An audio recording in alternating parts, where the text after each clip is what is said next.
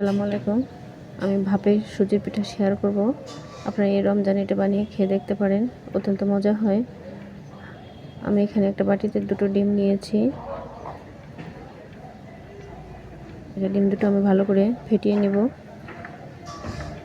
আপনারা আপনাদের পরিবারের সদস্যের উপর ভিত্তি করে আপনারা ডিমটা বাড়িয়ে কমিয়ে দিতে পারেন। এখন আমি এখানে দুধ দিচ্ছি। দুধটা আমি গরম করে রেখেছিলাম, গরম করে ঠান্ডা করে নিয়েছি। দিয়ে ভালো করে মিক্সড করে নেব এটা। এখন আমি এখানে চিনি দিচ্ছি। চিনিটা আপনারা আপনাদের পছন্দ মতো দেবেন, যে যেভাবে পছন্দ করে। এখন একটু লবণ দিচ্ছি আমি এখানে, দিয়ে এটা আবার ফেটিয়ে নিব। আমি এখানে ঘি দিচ্ছি 2 চামচ। ঘিটা দিলে এর ফ্লেভারটা ভালো আসে। এখন সবগুলো উপকরণ আমি একসঙ্গে মিক্সড করে নিব।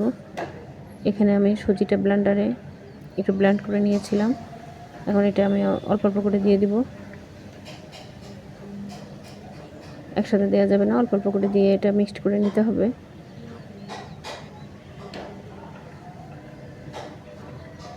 এভাবে সবটা আমি দিয়ে দিব, দিয়ে ভালো করে মিক্সড করে নিব। এটা অনেক সময় ধরে ফেটিয়ে নিতে হবে, যেহেতু এটা ভাপে আমি পিঠাটা বানাবো। সবটা এরকম হবে। আমি একটা বাটিতে আমি ঘি মেখে নিয়েছিলাম। এখন সবগুলো উপকরণ ঢেলে দিচ্ছি।